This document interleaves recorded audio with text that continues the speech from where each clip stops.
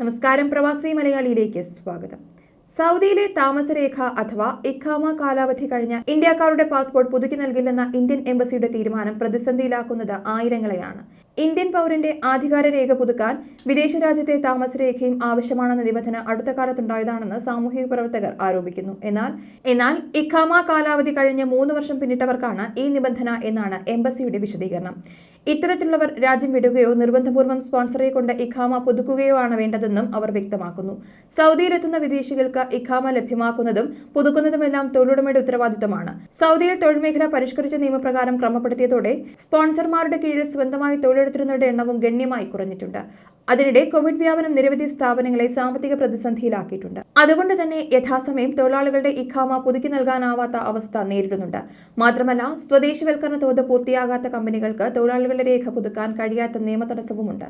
ഇതിനിടയിലാണ് പാസ്പോർട്ട് പുതുക്കാൻ സൗദി ഇഖാമയുടെ കാലാവധി മാനദണ്ഡമാക്കിയിരിക്കുന്നത്. പാസ്പോർട്ട് ഓരോ ഇന്ത്യൻ പൗരന്റെയും അവകാശമാണെന്നിരിക്കെ അത് പുതുക്കുന്ന നടപടികളിൽ ഒരു തരത്തിലും സൗദി സർക്കാർ ഇടപെടുന്നില്ല. പൂർണ്ണമായും ഇന്ത്യൻ എംബസിയും വിദേശകാര്യ മന്ത്രാലയവും മാത്രം നിയന്ത്രിക്കുന്ന നടപടികൾ മാത്രമാണ് അതിലുള്ളത്. എന്നിട്ടും പാസ്പോർട്ട് പുതുക്കുന്നതിന് സൗദി ഇഖാമയുടെ കാലാവധി മാനദണ്ഡമാക്കിയത് എന്തിനാണെന്ന് പ്രവാസികൾ ചോദ്യമുയർത്തുന്നു. നിലവിൽ തൊഴിലാളി അനുകൂല നിയമങ്ങൾ നിലനിൽക്കുന്ന സൗദിയിൽ ഇഖാമയുടെ കാലാവധി കഴിഞ്ഞാൽ പുതിയ സ്പോൺസറെ സ്വന്തം നിലയ്ക്ക് കണ്ടെത്താൻ കഴിയും. എന്നാൽ പാസ്പോർട്ടിന് കാലാവധിയില്ലെങ്കിൽ സ്പോൺസർഷിപ്പ് മാറുന്നതിന് തടസ്സമുണ്ട്. ഒട്ടേറെ പ്രവാസികളാണ് പാസ്പോർട്ട് പുതുക്കാനാവാതെ കഷ്ടപ്പെടുന്നത്. അതേസമയം സൗദിയിലും കുവൈറ്റിലും ഒഴികെ ഈ നിബന്ധന UAE ഉൾപ്പെടെ മറ്റ് രാജ്യങ്ങളിലൊന്നുമില്ലെന്നും അറിയുന്നു. സൗദിയിൽ ഇഖാമ കാലാവധി കഴിഞ്ഞവർക്ക് എക്സിറ്റിൽ നാട്ടിലേക്ക് തിരിച്ചു പോരാൻ എംബസി ഔട്ട് പാസ് നൽകാൻ തയ്യാറാണ്. എന്നാൽ ഇസിയുമായി നാട്ടിലെത്തുന്നവർക്ക് വിമാനത്താവളത്തിൽ ഉൾപ്പെടെ നിരവധി നടപടിക്രമങ്ങൾ പൂർത്തിയാക്കേണ്ടതായി വന്നിട്ടുണ്ട്. ഇത് ശ്രദ്ധയിൽപ്പെട്ടതു മുതൽ എംബസി പ്രതിനിധികളോട് ഈ നിബന്ധനയുടെ പ്രയാസം നിരവധി തവണ ശ്രദ്ധയിൽപ്പെടുത്തിയിട്ടുണ്ടെന്ന് സാമൂഹിക പ്രവർത്തകൻ നാസ്വക്കം പറഞ്ഞു.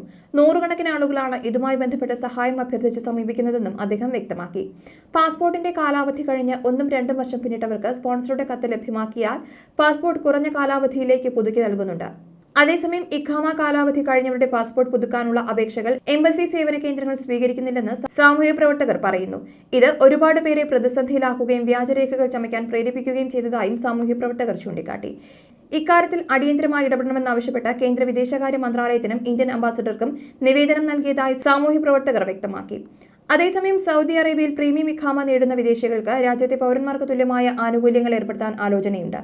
ആരോഗ്യ വിദ്യാഭ്യാസ കാര്യങ്ങൾ സർക്കാരിൽ നിന്ന് സൗദി പൗരന്മാർക്ക് തുല്യമായ സേവനങ്ങൾ ലഭ്യമാകും വിധം പ്രീമിയം ഇഖാമ നിയമത്തിൽ ഭേദഗതികൾ വരുത്തുന്നു. ഇത് സംബന്ധിച്ച കരട് പദ്ധതി പ്രീമിയം ഇഖാമ സെന്റർ പൊതുജനങ്ങളുടെയും വിദഗ്ധരുടെയും അഭിപ്രായത്തിനും നിർദ്ദേശത്തിനുമായി പരസ്യപ്പെടുത്തി. നാഷണൽ കോമ്പറ്റീറ്റീവ് സെന്ററിന് കീഴിലെ പബ്ലിക് കൺസൾട്ടേഷൻ പ്ലാറ്റ്ഫോമിലാണ് പദ്ധതിയുടെ കരട് രേഖ പരസ്യപ്പെടുത്തിയത്. കൂടുതൽ വിഭാഗങ്ങൾക്ക് പ്രീമിയം ഇഖാമകൾ അനുവദിക്കാനും ഭേദഗതിയിലൂടെ ലക്ഷ്യമിടുന്നുണ്ട്. വിവിധ മേഖലകളിൽ കഴിവ് തെളിയിച്ച വിദഗ്ധരെയും പ്രതിഭകളെയും പ്രഗത്ഭരെയും മറ്റും രാജ്യത്തിന് ആവശ്യമുള്ള കാര്യം കണക്കിലെടുത്താണ് കൂടുതൽ വിഭാഗങ്ങളിലേക്ക് പ്രീമിയം ഇഖാമകൾ അനുവദിക്കാനും ഇഖാമ ഉടമകൾക്ക് കൂടുതൽ ആനുകൂല്യങ്ങൾ നൽകാനും ആലോചിക്കുന്നത്. ന്യൂസ് ഡെസ്ക്, പ്രവാസി മലയാളി.